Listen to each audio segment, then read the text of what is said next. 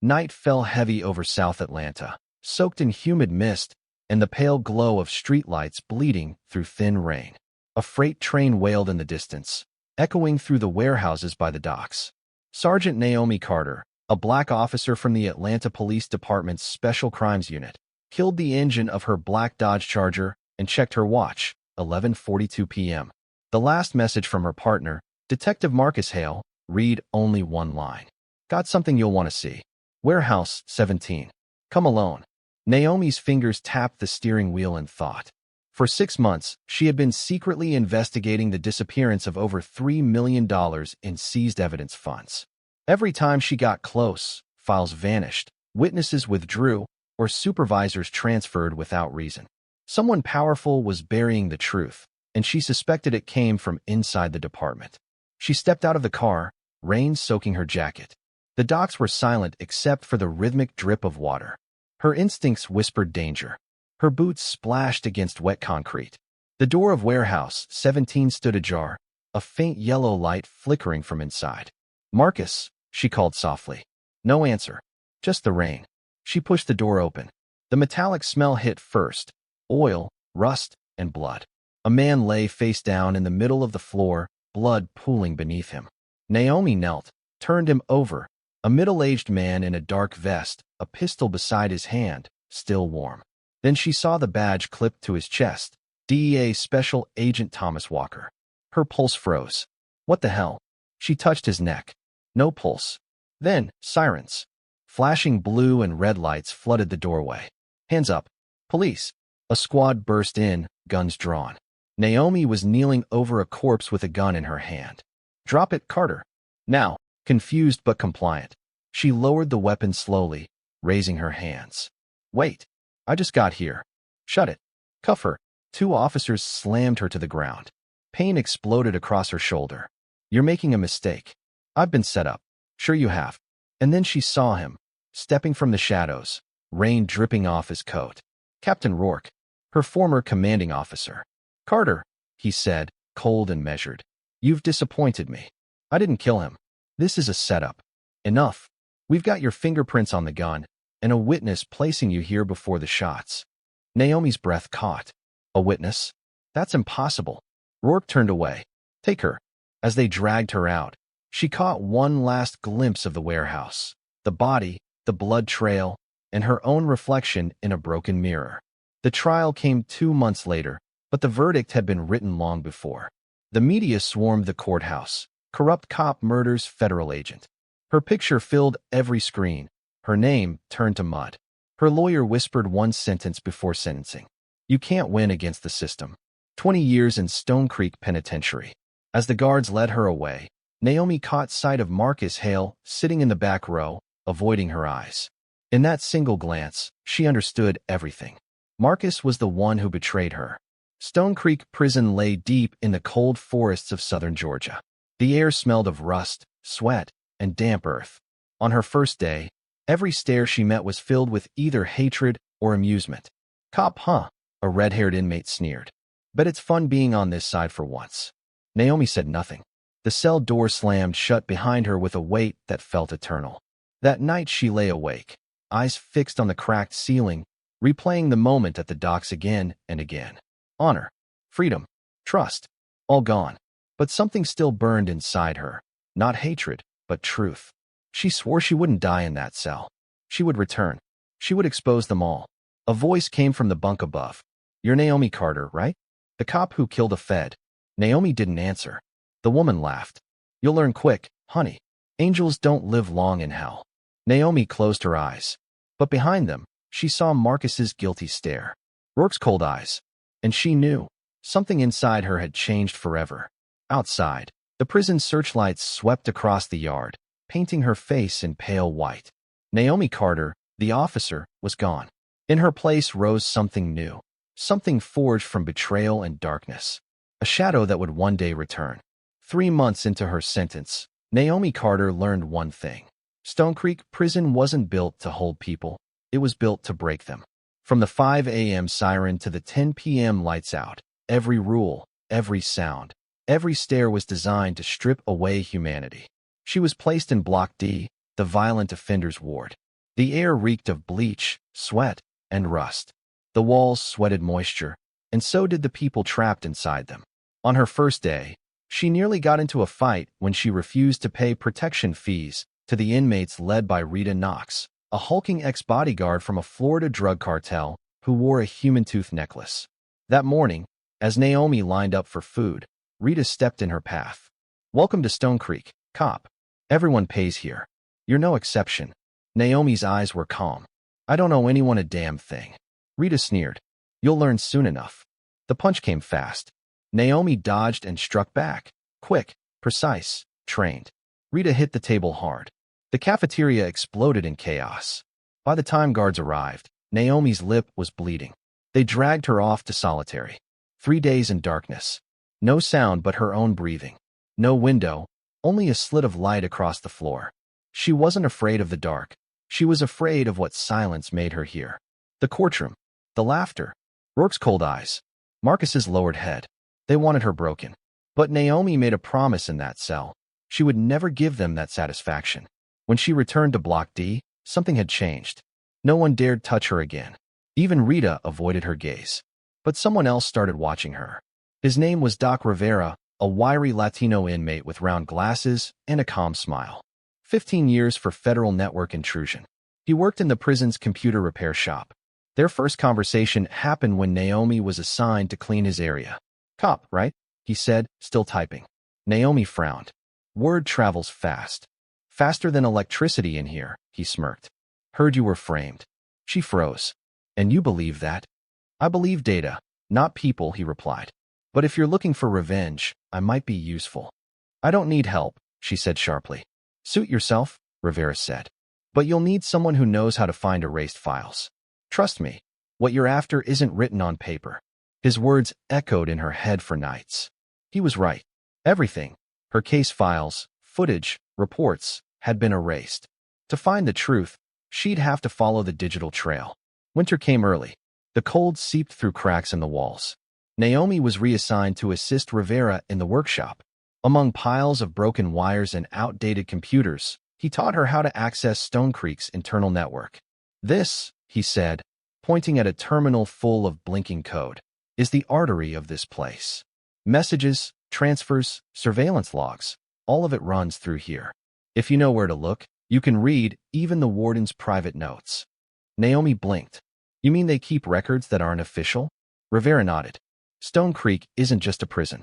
It's a distribution hub." "For what?" He looked up, glasses glinting.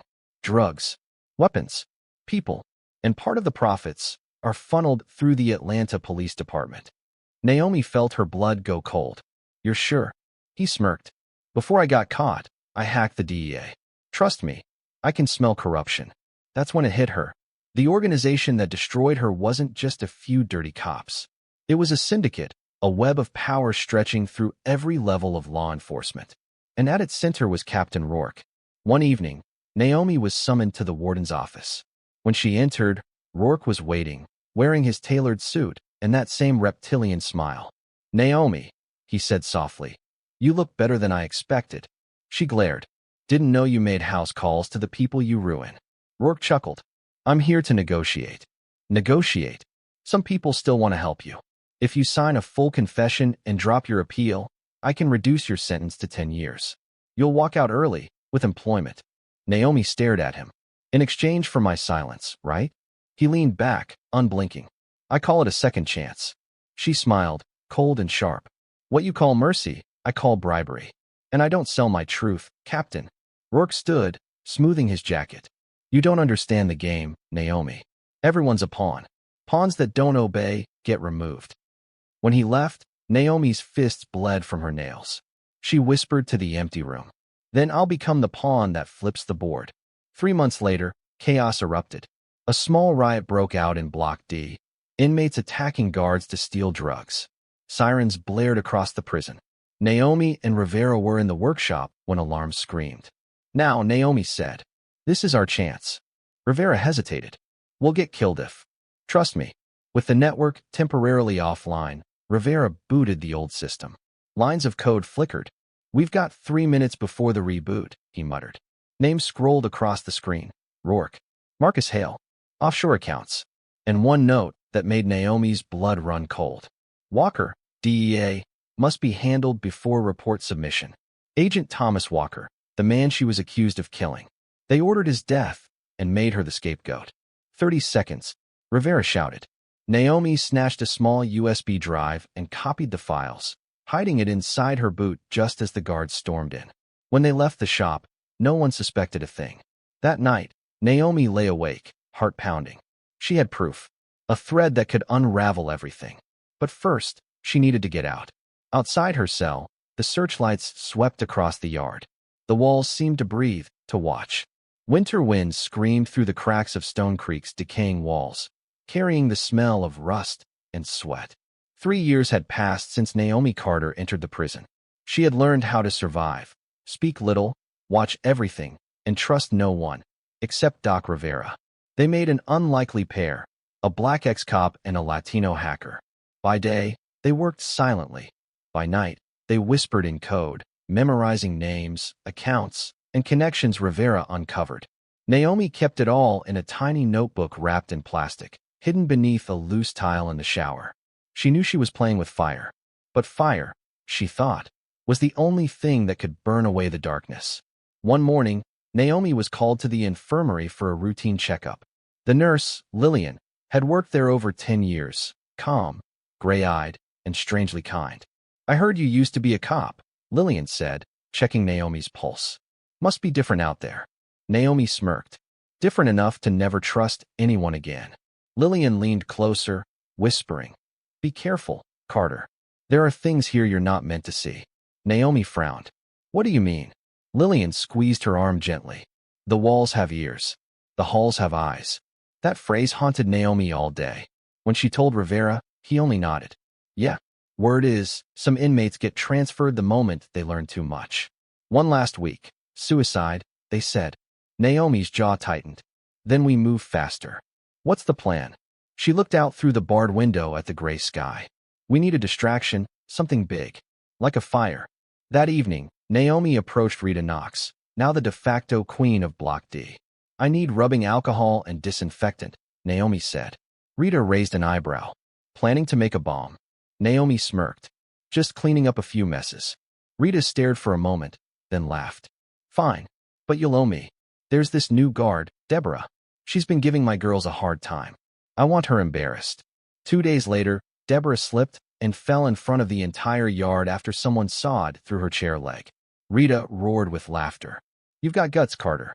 Here, payment." She tossed Naomi a small pouch. Inside, alcohol and chemicals. That night in the workshop, Rivera wiped the circuit board clean while Naomi mixed the chemicals. "You're sure this won't kill us?" he asked nervously. Naomi smiled faintly. "If it does, at least I'll die doing something that matters." A spark. A small puff of smoke. It worked. The next evening at 7 p.m., Naomi gave the signal. Rivera cut power to the security grid for 90 seconds while she poured flammable fluid along the electrical conduits. A low explosion boomed. The entire D block went dark. Alarms blared. Guards shouted. In the chaos, Naomi and Rivera slipped through the maintenance tunnel toward the main server room. The door was locked by a passcode. Rivera typed fast. 30 seconds, he muttered. Naomi heard footsteps approaching. "When you're in, copy everything. Backups too." The lock clicked open. Rows of drives blinked like silent witnesses. Naomi jammed the USB in. On screen, Syndicate accounts, internal transfers, personnel, Rourke, Marcus Hale. "We've got it," Rivera breathed. "Every transfer between the police and the launderers. Copy it all." Then, a second blast. Somewhere, another fire had started for real. Flames spread through Block E. Sprinklers roared to life, spraying water everywhere. Power failed completely. "Go," Naomi shouted. They ran through flooded corridors, alarms screaming. A bullet ricocheted off the wall. "They're shooting," Rivera yelled. "Keep moving." They reached the old drainage passage Naomi had memorized years ago. But before they could jump, a flashlight blinded them. "Freeze." A young guard stood there, gun trembling. "Drop the USB." Naomi met his eyes. "If you pull that trigger, you'll kill an innocent woman." "Shut up. What's your name?" "Evans." "You got family, Evans?" "Yeah." "Then walk away. Right now." This goes way above your pay grade. He hesitated, then lowered the gun. I didn't see anything, he whispered. Naomi nodded once. Good man. She and Rivera jumped into the drainage channel. They crawled through freezing water until they emerged beyond the wall. Behind them, Stonecreek burned, flames painting the night red. Sirens wailed. Helicopters thundered overhead. Rivera collapsed on the wet grass, laughing breathlessly. You're insane, Carter. But we did it. Naomi held the USB tight in her fist. We're just getting started, document. A week later, the riot was quelled. Dozens of inmates injured, several dead. Naomi was labeled a possible instigator, but there was no proof. Rivera was transferred. Naomi was thrown into isolation. From the guards' gossip, she learned that Rourke had been promoted, and Marcus Hale was now a special inspector. They were still out there, still winning. Naomi lay on her cot, staring at the ceiling. Not for long, she whispered. Outside, the flames had been extinguished, but in her eyes, the fire still burned. She didn't know when she would leave Stonecreek, but when she did, the world would never be the same. 3 months after the riot, Stonecreek still smelled of smoke and decay. Charred stains on the walls were the only proof of the inferno Naomi Carter herself had lit. She was alive. Rivera was not. Rumors said his transfer van had crashed. Every inmate burned beyond recognition. Naomi didn't believe it. Rivera was too clever to die that easily. But the message was clear. She was alone again. If she stayed, Rourke would erase her next. It was time to leave. Not to run, but to begin a war. Security was tighter than ever after the riot. Higher fences, more guards, cameras everywhere. But Naomi noticed something others didn't. The inside was falling apart. The fire had fried much of Stonecreek's electronic systems. Doors jammed, cameras died, circuits malfunctioned. And she knew from Rivera's old notes that the southern maintenance lines connected directly to the wastewater tunnels leading out to the Oconee River. One of those tunnels, long forgotten, still had an opening. A way out. One morning, while carrying trash from the kitchen, a voice stopped her. Carter, got a minute? She turned. It was Evans, the young guard who'd let her go the night of the riot. You'll get yourself killed talking to me, she warned. Evans glanced around nervously. I owe you. You were right. This place is rotten. I want out too. Then talk. Next week, federal inspectors are coming. I'll be on night duty in the South Sector. Cameras will be offline for maintenance. Only for a few minutes. Naomi's stare hardened. What do you want in return? Evans swallowed. Just get the truth out. Show the world what they've done. I hate them too. She nodded. Then forget you ever saw me. Evans whispered. I already have. For the next week, Naomi prepared. She stole tools, wires, screws. Sewed a secret pocket inside her prison uniform, enough to hide the USB drive holding the Syndicate's data. Each night, she timed the patrol routes. 11:45, shift change. 11:48, yard lights flicker off. 11:50, southern camera blind spot, 10 seconds. 10 seconds, all she needed to disappear. Sometimes she whispered to the darkness. Rivera, if you're alive, wait for me. I'll finish this. February 13th. Thunder growled like an omen. Rain fell in sheets. At 11:45, Naomi twisted the loosened bolt on her cell door, one she'd been tampering with for a week. It slid open silently. She crept down the corridor, heartbeat steady, controlled. Evans's voice crackled faintly over the radio nearby. South sector clear. No activity. The metal door to the maintenance level was ajar. Inside, darkness, rust, the smell of rot. She moved through the tunnel Rivera once described. Every step was a goodbye, to her past, to her badge, to the woman who once believed in justice. Somewhere above, a transformer exploded. Light flickered, painting her face in flashes of cold white. Water rose to her chest. She crawled, gasping, until faint moonlight appeared ahead, the outlet to the river. Then came barking. Flashlights. She's down there.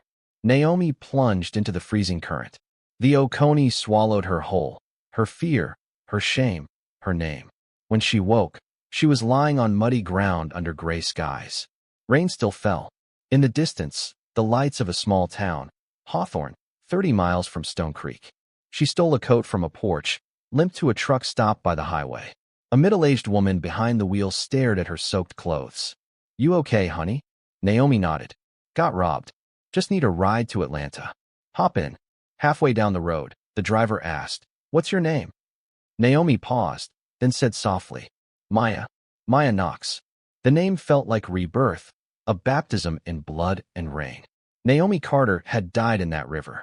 The survivor was Maya, a woman who no longer believed in the system, only in the justice she would make herself.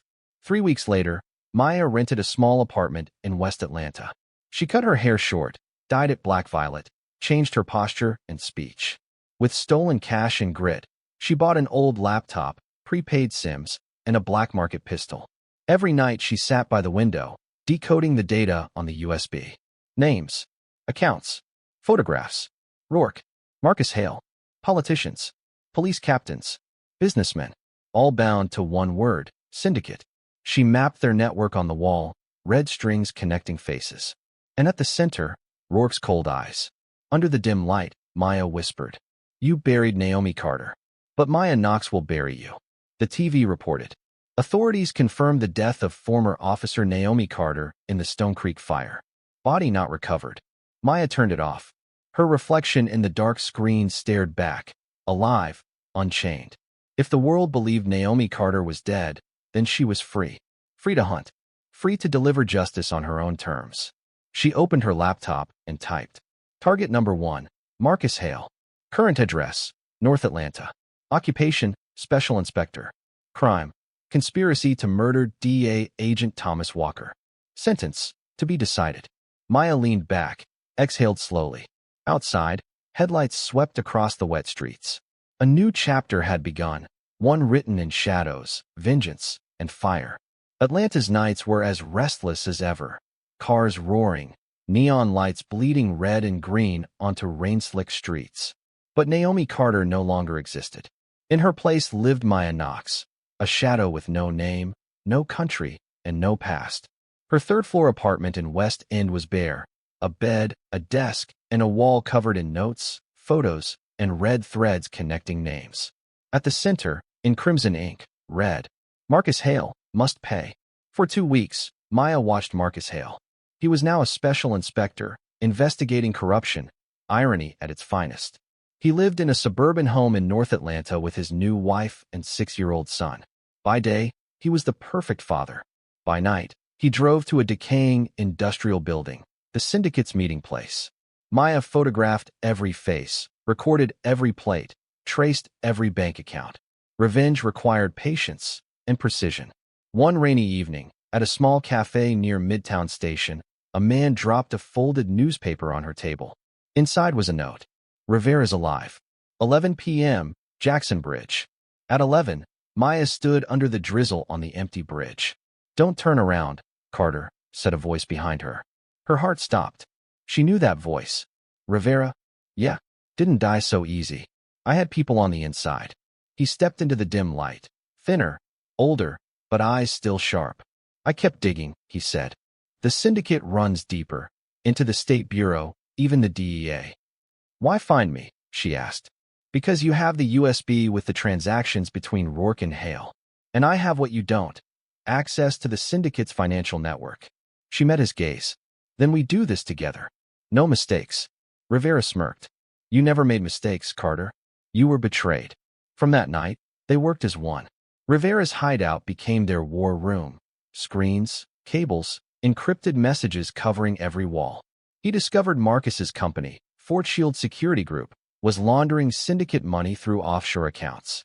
"If we hit the transaction mid-transfer, we can expose everyone," Rivera said. "But I'll need someone on the inside." Maya's reply was cold, resolute. "Then I'll go." A week later, Maya stood before Fort Shield's glass tower in a gray suit and fake ID. Vanessa Gray, systems engineer. With forged credentials, she passed through security without question. Inside, the hum of machines mixed with the sterile chill of corporate deceit. In the server room, she plugged in Rivera's device. Then a voice. "Vanessa Gray, huh? Sounds familiar." Marcus Hale. He stood behind her, immaculate in his black suit, smile razor thin.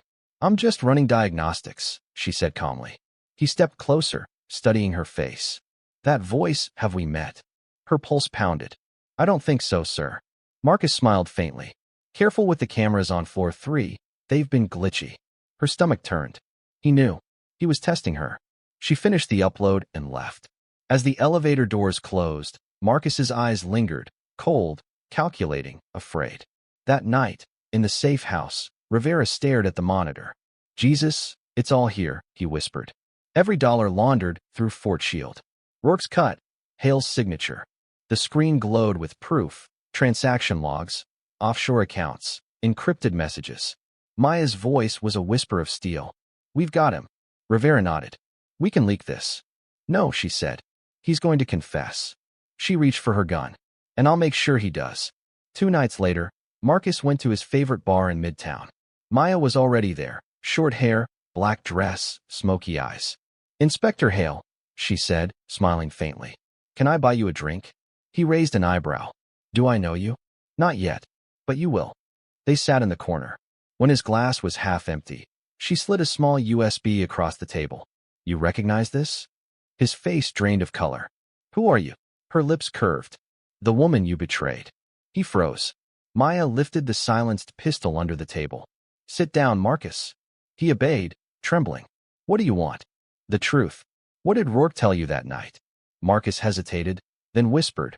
"Walker found out about the Syndicate's deal with DEA. Rourke ordered me to kill him and frame you." Tears welled in Maya's eyes, but her voice stayed cold. "You didn't kill me with a gun, Marcus. You killed me with trust." She stood, holstered the weapon. "Don't worry. I won't kill you. But tomorrow, the world will." The next morning, the recording of their conversation flooded the internet, sent from hundreds of anonymous accounts. Headlines screamed, "Special Inspector Marcus Hale implicated in federal murder and money laundering." Police surrounded his home. Rourke vanished. That night, Maya stood atop a high-rise, watching Atlanta's lights flicker like embers. "The first debt is paid," she murmured. Rivera joined her, handing her an envelope. "Found Rourke. He's in New Orleans." Maya's eyes glinted like steel in the dark. Then the game continues. She turned away, disappearing into the mist. A ghost reborn, walking toward her next reckoning. New Orleans greeted Maya with heavy rain and the scent of rum in the air. Wet cobblestones glistened under gaslight. Jazz drifted from bars on Bourbon Street, and the city breathed like a ghost itself. She stepped off the night bus, hood up, eyes sharp. In her hand was a photo Rivera had sent. Captain Rourke, now hiding under the name Richard Kane, a security consultant for Bayou Energy. "He's got bodyguards, money, and syndicate muscle," Rivera had warned. "And I," Maya replied, "have what he fears most, the truth."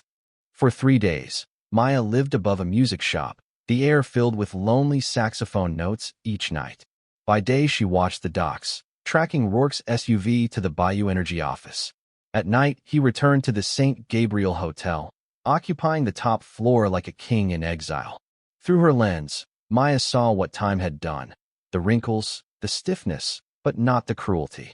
That, she knew, never aged. On the 4th night, her phone buzzed while she drank cheap whiskey at a riverside bar. A coded message. "I'm being followed. Syndicate traced the signal. They know you're alive." Her stomach turned to ice. She left the bar, slipping into the rain-drenched alleys near the hotel. 2 men stood smoking by the back entrance, Rourke's guards. "He's scared," one said. "After the Hale leak. He keeps saying that woman might still be out there." The other laughed. "If she is, she's a ghost." From the shadows, Maya whispered, "You're right. A ghost." Back in her room, she studied Rivera's data, Bayou's offshore transfers, encrypted accounts, all leading to Rourke. She planned to break into the St. Gabriel suite, install a recorder, and copy his files, the last evidence needed to end the syndicate. The next night, she dressed in black, holstered her gun, and looked into the mirror. Gone was the officer she once was. Before her stood a hunter. At 2 a.m., Maya scaled the building opposite the hotel. Rain cloaked her movements. She slid down a drain pipe, landing silently on Rourke's balcony. The window was ajar.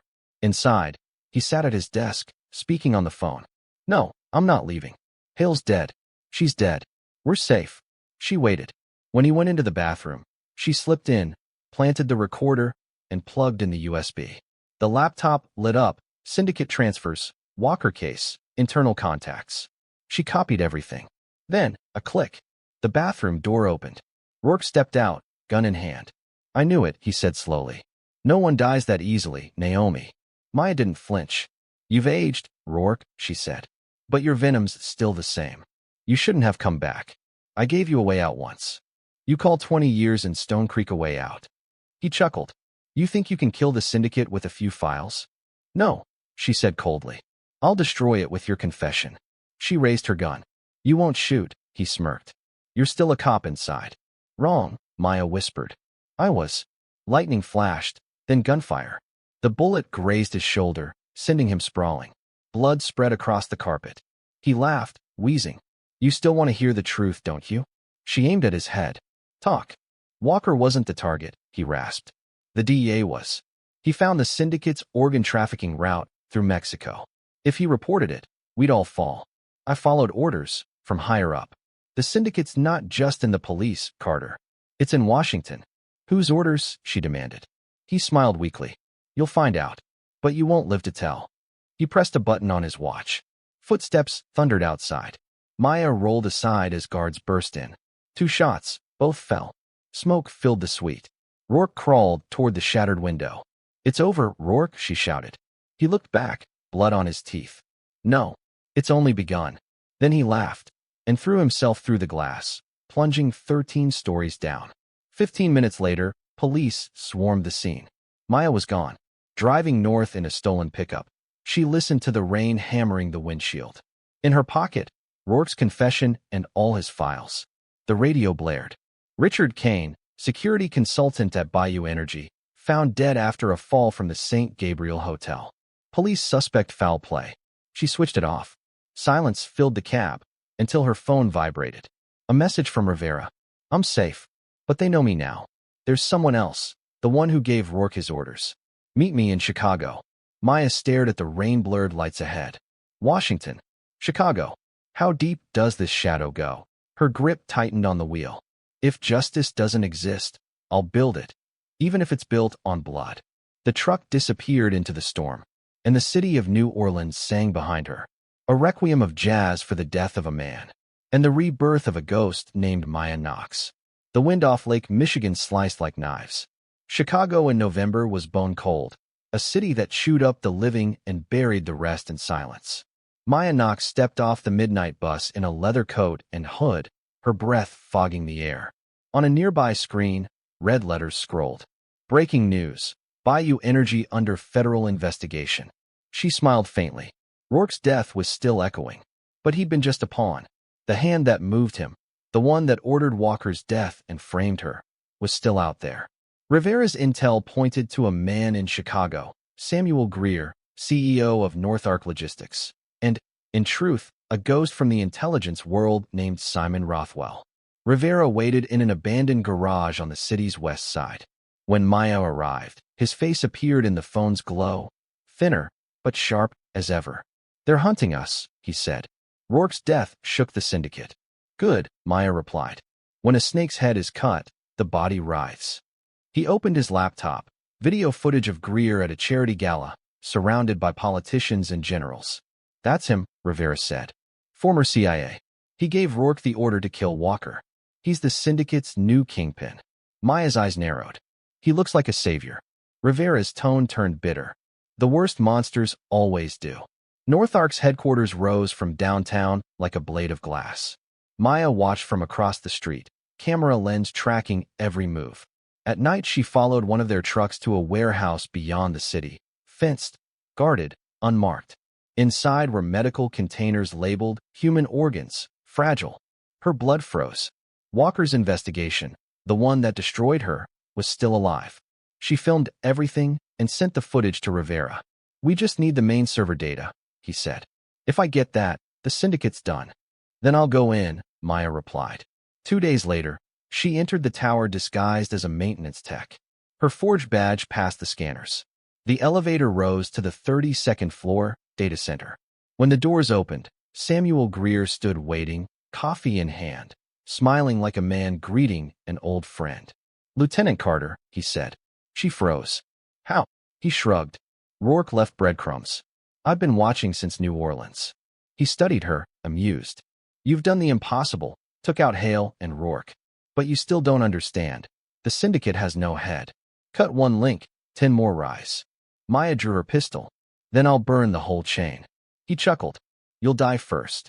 Four guards emerged behind him. Gunfire erupted. Maya dove behind a desk, returning shots. 2 guards fell. Blood spattered the glass walls. Greer shouted, "Kill her."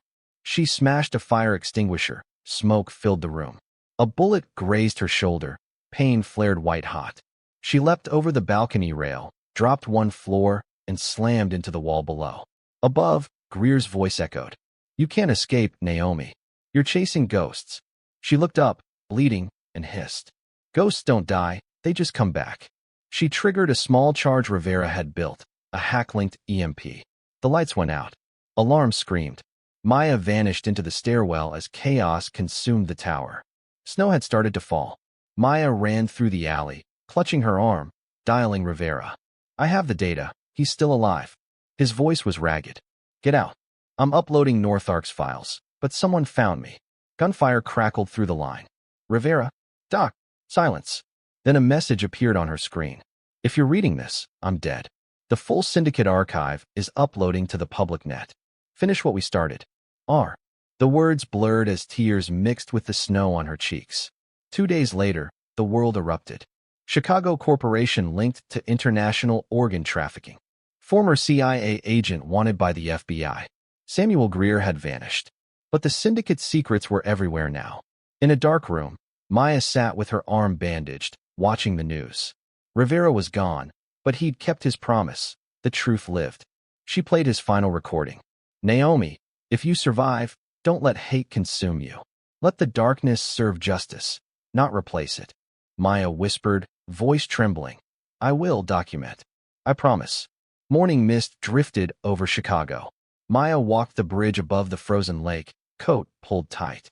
People passed, unaware the city had barely escaped damnation. She paused, staring at her phone. A red marker blinked on the map, Washington, D.C. Above Rourke. Above Greer. That's where it all began. Maya slipped the phone into her pocket, a faint smile on her lips. "The war isn't over. But I'm not alone. Rivera's truth walks with me." She disappeared into the waking crowd, the ghost of justice reborn.